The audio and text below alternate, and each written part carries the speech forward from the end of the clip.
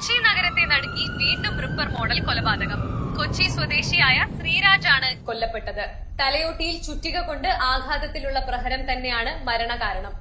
ഇതിനോടകം തന്നെ 2 ആഴ്ചയ്ക്കുള്ളിൽ സമാനമായ 4ാമത്തെ കൊലപാതകമാണ് ഇത്. കൊലയാളി എന്ന് സംശയിക്കുന്ന ആളുടെ രേഖാചിത്രം പോലീസ് പുറത്തുവിട്ടു. കൊലപാതകിയെ പിടികൂടുന്നത് വരെ രാത്രി സഞ്ചാരങ്ങൾ ഒഴിവാക്കണമെന്നും 9 മണിക്ക് ശേഷം എല്ലാവരും വീടുകളിൽ ജനലുകളും വാതിലുകളും അടച്ച് സുരക്ഷിതമായിരുന്ന് പോലീസിനോട് സഹകരിക്കണമെന്നും പോലീസ് മേധാവി ജനങ്ങളോട് ആവശ്യപ്പെട്ടു. എടാ, ഇത് +2 പഠിക്കുന്ന ഒരു പെൺകുട്ടിയെ തലക്കടിച്ചു വന്ന കേസല്ല. ഇതെങ്ങനെ 4 പേരായത്? എടാ, അത് കഴിഞ്ഞ ആഴ്ച പെണ്ണിന്റെ കേസ്. അത് കഴിഞ്ഞ് കഴിഞ്ഞ ദിവസം 2 IT-കാരെ തലക്കടിച്ചു വന്നത്. ഇതൊക്കെ എപ്പാ? എടാ, കഴിഞ്ഞ ദിവസം രാത്രിയിൽ ഇവര് താമസിക്കുന്നിടത്ത് പോയി ഇയാള് വെല്ലടിച്ച് കഥ തുറന്ന് കൊടുത്തവന്റെ തല തന്നെ അടിച്ച് അങ്ങ് പൊട്ടിച്ച്. അകത്ത് കിടന്ന് ഉറങ്ങിയവൻ കണ്ണു തുറന്ന് നോക്കുമ്പോൾ കാണുന്നത് എന്താണെന്നറിയോ? തൊട്ടപ്പുറത്ത് കിടന്ന് ഉറങ്ങിയവന്റെ തല ഇയാള് ചുറ്റിയെ വെച്ച് പൊട്ടപ്പെട്ടെന്ന് അടിച്ച് പൊട്ടിക്കുന്നു.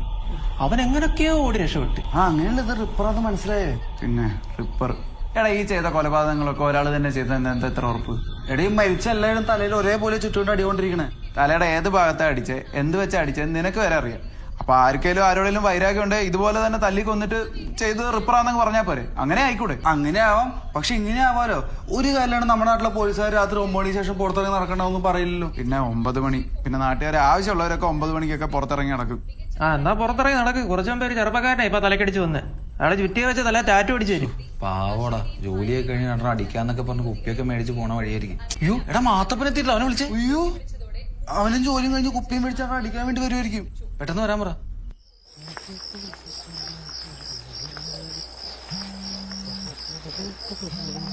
ഹലോ, എന്താടാ? എടാ, നീ എവിടെയാ? ഞാൻ ബസ് ഇറങ്ങി അങ്ങോട്ട് വന്നോണ്ടിരിക്കും. എപ്പോ എത്തും? പെട്ടെന്ന് വാടാ. ഏയ്, ഒന്ന് അടങ്ങളി. അതേ സാധനം മേടിച്ചോണ്ട് കുപ്പിയെല്ലാം മേടിച്ചിട്ടുണ്ട്. അവിടെ വന്നിട്ട് അടിക്കാം, നമുക്ക് പൊളിക്കാം. എടാ, അതല്ല, ആ റിപ്പർ പിന്നെ ആയിട്ട് തലക്കടിച്ചു വന്ന് രാത്രി 9 മണിക്ക് ശേഷം പുറത്തുനിന്ന് ഇറങ്ങിടക്കണ്ടെന്നാ പോലീസ് പറഞ്ഞേ. നീ നിൽക്കുന്ന സ്ഥലത്ത് ആൾക്കാരൊക്കെ ഉണ്ടല്ലോ അല്ലേ?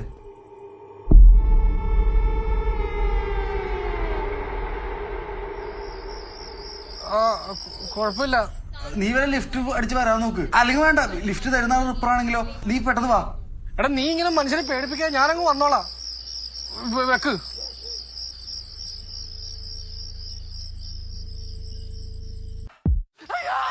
എന്തോ എന്താ? എടോ, ലൈറ്റർ ഉണ്ടാ? റിപ്പറാ? എടോ, സിഗരറ്റ് കത്തിക്കാൻ ലൈറ്റർ ഉണ്ടാന്ന്.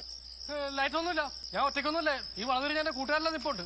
അതിന് അവരെ വിളിച്ചാണ്ടല്ലോ. ഓടോ.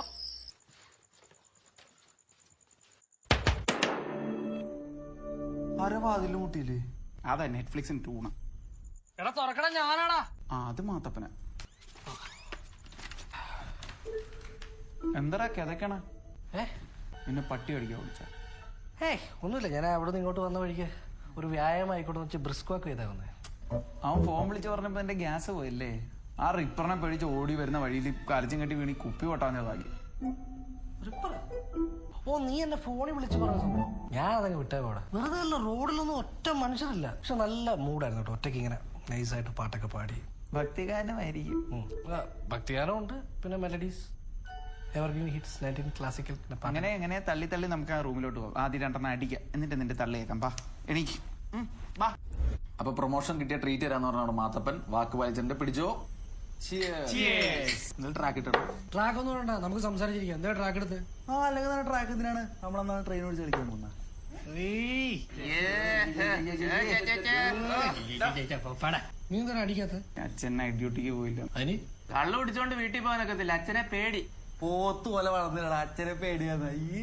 എനിക്ക് പേടിയൊന്നുമില്ല. പിന്നെ വെറുതെ എന്തിനാണ് വീട്ടിൽ ചെന്നിട്ട് ഒരു സംസാരം വെക്കുന്നത് വെച്ചിട്ടാ. ഇതിനെയാണ് ഞങ്ങൾ പൊതുവെ പേടി എന്ന് പറയുന്നത് അല്ലേ? അതെ. അച്ഛൻ എന്തായാലും ഡ്യൂട്ടിക്ക് പോകാത്തെ? എനിക്കറിയാൻ പറ്റില്ല. എനിക്കറിയാം. പുള്ളി വൈകുന്നേരം ഡ്യൂട്ടിക്ക് ഇറങ്ങാൻ നേരത്തെ അവൻ ന്യൂസ് കണ്ടു കാണാം റിപ്പറിന്റെ. അത് കാരണം പുള്ളി മേടിച്ച് വീടിനകത്തിരിക്കുകയാണ് ജോലി. ഇവന് റിപ്പറിനെ പേടിയില്ല, ഇവന്റെ അച്ഛൻ റിപ്പറിനെ പേടി. ആ അച്ഛനെ എവനെ പേടി. എന്തോ പേടിക്കുടുമ്പോ പേടിതുണ്ടായി പോയല്ലോടാ. വല്ല ശബ്ദവും കേട്ടോ? ഞാനൊന്നും കേട്ടില്ല. വെറുതെ ഒരു സൗണ്ട് കേട്ടില്ലേ? ഞാൻ കേട്ടു. റിപ്പറൊന്നും ആയിരിക്കത്തില്ല, വല്ല തേങ്ങ ആയിരിക്കും. ഞാൻ പറഞ്ഞില്ലേ തേങ്ങയാന്ന്? നീ എപ്പോ പറഞ്ഞു? നീ ഒരു തേങ്ങയും പറഞ്ഞില്ല. അല്ല, ഞാൻ പറയാൻ വരുമായിരുന്നു. അപ്പോഴേക്കും ഇങ്ങനെ പറഞ്ഞു. ഈടാ, ഇപ്പൊ റിപ്പർ ആണെങ്കിൽ തന്നെ എന്താ കുഴപ്പം? റിപ്പർ ആണെങ്കിൽ ഇപ്പൊ എന്താ കുഴപ്പം? ആ റിപ്പർ ഇങ്ങോട്ട് ചുറ്റിക്കായിട്ട് കയറി വന്നുള്ള 4 മണിക്ക് ഒരു അടിയും കൊടുക്കണം. അല്ല പിന്നെ നീ അവനെ ഇങ്ങോട്ട് പാസ് കയറാ. എന്നാ കൊണ്ടു. അവനിങ്ങനെ കഴുതിന് പിടിച്ചിട്ടില്ല. അവിടെ ചന്തിക്കുന്നുണ്ട് ഞരടി പോയിട്ട് അവിടെ ചാടിങ്ങനെ അടിച്ച് നീ ഇറക്കൽ ഇവരെ വേണം. എനിക്ക് കേട്ടോ അവനടുത്തേക്ക്. നാണമില്ലടാ ഇങ്ങനെ ഡയലോഗ് അടിക്കാൻ. ഒരു തേങ്ങ വീഴുന്ന കേട്ടാ പേടിക്കുന്ന നീയൊക്കെയാണ്. അച്ഛനെ പേടിയെന്ന് പറഞ്ഞ് എന്നെ കളിയാക്കാൻ പറഞ്ഞു. എന്നിട്ട് ഒരു പെഗ് അടിച്ചു കഴിഞ്ഞപ്പോ അമ്മമാരൊക്കെ ഒരു ധൈര്യം. പെഗ് അടിച്ചില്ലെങ്കിൽ നമ്മുടെ ധൈര്യത്തിന് കുറവൊന്നുമില്ല. ഇല്ല, നിന്റെ ധൈര്യത്തിനൊരു കുഴപ്പമില്ല. എന്നാ നീ ആ സൗണ്ട് എന്തോന്ന് പോയി നോക്കിട്ടോ. തേങ്ങയല്ലേ? തേങ്ങ ആയിരിക്കും. ആ തേങ്ങ എന്നാ പറഞ്ഞ. ആ എന്നാ പോയാ തേങ്ങ എടുത്തോണ്ടോ. അവൻ തേങ്ങ എടുത്തോണ്ട് വരികയും ചെയ്യും, അത് വെച്ച് ചമ്മന്തി അരയ്ക്കും. കാണാം. അവൻ എടുക്കാനാന്ന് പറഞ്ഞ് പോകും ആ വാതില് വരെ. എന്നിട്ട് ഒരു 5 മിനിറ്റ് അവിടെ ചുറ്റിപ്പറ്റി നിന്നിട്ട് തിരിച്ചു വരും, ഒന്നും കിട്ടിയില്ലെന്നും പറഞ്ഞു. അതൊന്നുമല്ല, പോവൊക്കെ ചെയ്യും അവൻ. പക്ഷെ തേങ്ങ കിട്ടൂല്ലോ എന്നറിയില്ല. കാര്യം തേങ്ങ തന്നെയാണോ വേണമെന്ന് ഉറപ്പ്. ആ തേങ്ങ വിട്, അവന് ധൈര്യം ഉണ്ടെന്നുള്ള കാര്യത്തിൽ നിനക്ക് ഉറപ്പാണല്ലോ. അങ്ങനെയാണെങ്കിൽ അവൻ ഈ മുൻവശത്തെ വാതിൽ വഴി ഇറങ്ങി ഈ വീട് ചുറ്റി ഇതേ ബാക്കിലത്തെ വിൻഡോയിൽ വന്നിട്ട് 2 കൊട്ട് കൊട്ടട്ടെ. ഞാൻ ഈ മുൻവശത്തെ വാതിലൂടെ ഒറ്റയ്ക്ക് ഈ ഇരുട്ടത്തും മൊത്തം നടന്നിട്ട് ഈ ജനലെ വന്ന് 2 കൊട്ട് കൊട്ടെ. അവൻ 3 കൊട്ട് കൊട്ടു. 3 അല്ല 4 കൊട്ട് പറ്റുമോ? ചെല്ലടാ. പക്ഷെ അവൻ അങ്ങനെ ചെയ്തിട്ട് വന്നാ നിനക്ക് ഈ പെഗ് അടിച്ചിട്ട് വീട്ടിൽ കയറാൻ പറ്റുമോ? അവൻ കൊട്ടിയിട്ട് വന്നല്ലേ. കൊട്ടിയിട്ട് വന്നാ ഞാൻ ഈ പെഗ് അടിക്കും, എന്നിട്ട് വീട്ടിലും കയറും. ഓഹോ, ഓ അത്രയ്ക്ക് ധൈര്യം. എന്നാ അവന്റെ ധൈര്യം നമുക്ക് ടെസ്റ്റ് ചെയ്യണമല്ലോ. നീ ധൈര്യമായിട്ട് പോയിട്ട് വാടാ. നീ ആ പെഗ് എടുത്തടിച്ച് ഇത് ധൈര്യമായിട്ട് പോയിട്ടാ. ചെല്ലടാ, നീ 2 അടിച്ചിട്ട് പോ. ഒറ്റടി അടി പോയിട്ട് പോവാ ധൈര്യമായിട്ട്. അല്ല ഫോണും കൊണ്ട് എങ്ങോട്ടാ?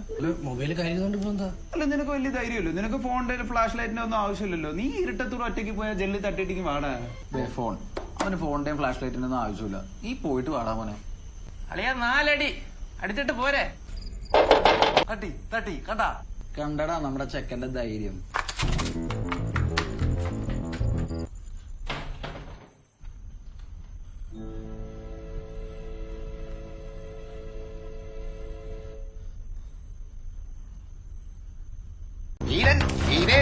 ഈ മേലെ ധീരന്മാരെ വെല്ലുവിളിച്ചോണ്ടല്ലോ.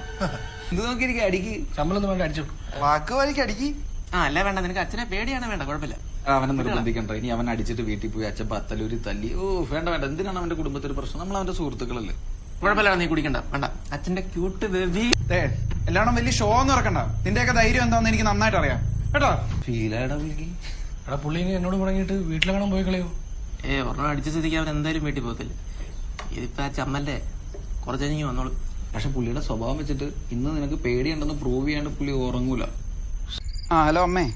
അതെ, സംഭവം എന്താന്ന് വെച്ചാലേ ഈ റിപ്പറിന്റെ പ്രശ്നം ഇങ്ങനെ നടക്കുന്നുണ്ട്. ഇവന്മാരൊക്കെ പേടിച്ചിരിക്കുക. അതുകൊണ്ട് അവന്മാർ എന്നോട് ഇന്ന് വരണ്ടെന്നാ പറയുന്നത്. അതുകൊണ്ട് ഞാനൊരു കാര്യം ചെയ്യാം. ഞാൻ നാളെ രാവിലെ അങ്ങോട്ട്. വെള്ളം അടിക്കാനൊന്നും അല്ലോ, എന്തെങ്കിലും ഒരു കാര്യം പറയുമ്പോൾ അതിനാന്ന് വിചാരിക്കുന്നത് എന്തിനാ? അച്ഛനോട് പറയുന്നത് എന്തിനാ? അമ്മയെന്ന് പറഞ്ഞാൽ മതി. ഇനി ഞാൻ പറയാൻ നിൽക്കുന്നില്ല. ഹലോ ചുമ്മാരി കൊടുക്കണ്ട. ഹലോ കൊടുക്കണ്ട. ആ അച്ഛാ അതപ്പ വെള്ളം തീർന്നു. നീ ആ ഫ്രിഡ്ജിൽ നിന്ന് വെള്ളം എടുത്തോണ്ടോ. നീ ഇവിടെ നിൽക്കണം. ആടാ പിണങ്ങിക്കല്ലേ, ഇത് സാധനം തീരാൻ പോവാട്ടാ. നീ ഇങ്ങനെ പിണങ്ങി മാറിയുന്ന അങ്ങനെടാ.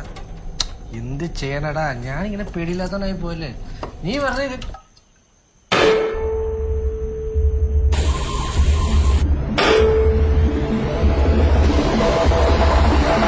ഇത്രയും പേടിച്ചാ മതിയോ? മതിയോ? നിനക്കെന്നെ പേടിപ്പിക്കാണ്ടൊരു സ്വസ്ഥതയില്ലല്ലേ? എന്റെ പൊന്നോ, ആ ഗ്യാപ്പിലിരുന്ന് ഫുൾ സെറ്റപ്പായിട്ട് വന്നേക്ക അല്ലേ? വന്നേ എടാ, അവന്മാരോട് കാണിട്ടാ നിന്റെ ഒന്ന് വന്നേ. ബലം പിടിക്കല്ലേ, വാന്ന്. എന്റെ കുട്ടികളെയൊക്കെ ഞാൻ മാറ്റത്തരേട്ടാ. എടാ എടാ നോക്കിയടാ, ഞാൻ നോക്കുമ്പോ പുള്ളി എന്നെ പേടിപ്പിക്കാൻ അടുക്കള ഭാഗത്ത് ഫുൾ സന്നാഹമായിട്ടിരിക്കുന്നു. ചീറ്റി അവൻ ചീറ്റി. സംഭവം മറ്റേ വൈകുന്നേരം മ്യൂസിക് ഉണ്ടല്ലേ, രേഖാചിത്രം, അത് ഇൻസ്പയർ ആയിക്കണേ. ഇങ്ങോട്ടൊന്ന് ഞങ്ങളോടൊന്ന് പേടിക്കട്ടെ. പേടിപ്പിക്കും, എല്ലാരും പേടിപ്പിക്കും. ഞങ്ങളൊക്കെ പേടിച്ച് വരൂടി കളിപ്പിണ്ണ. പിന്നെ ഈ കോലത്ത് കെട്ടിച്ചാൽ മതി. അച്ഛന്റെ പേടിയല്ലേ റിപ്പറിനെ. പുള്ളി കയറി കഥ കടച്ചോളൂ. ഊരില്ലേ നമുക്കൊരു ഫോട്ടോ എടുക്കാൻ. ഞാൻ ഈ കോളത്തിൽ ഒരു ഫോട്ടോ എടുക്കട്ടെ. സെൽഫി എടുത്തിട്ടാവാം. ബാച്ചിലേഴ്സ് കൊള്ളാം. പിന്നെ ചുറ്റിക ഉണ്ടെങ്കിലേ ഫസ്റ്റ് പ്രൈസ് കിട്ടും റിപ്പറായിട്ട്.